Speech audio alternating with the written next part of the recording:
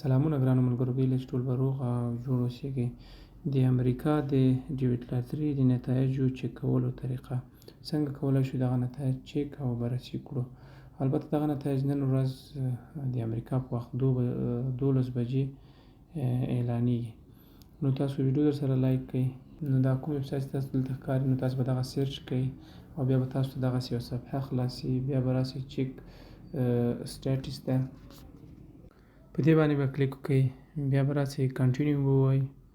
دغلته تاسو نه بعضې مشخصات غوښتلي دي.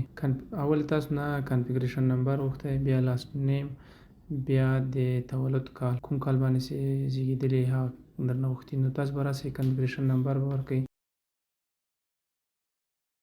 بیا به لاست نیم ورکوئ او بیا به هماغه تولد کال ورکوئ. بیا به تاسو لاندې راسئ، دغه کوم کوډ چې ده دغه به ولیکئ، VUR15 دا به وکړئ، سبمیټ به یې کړئ او دلته به تاسو ته هغه نتیجه وښیي چې متاسفانه دا کوم کس چې ده دا سلیکټ شوی نه ده. کوم کسان چې انتخاب شوي نه وي هغو ته دلته لیکلي has not been selected. نو دغه کسان چې دا نه دي قبول شوي، او کوم کسان چې قبول شوي وي هغو لپاره بیا ځان ته یو فورم وي لکه دغسې. نو دغه یو اسانه طریقه وه چې تاسو کولی شئ خپل د ډیویډ لاټري نتیجه چک کړئ.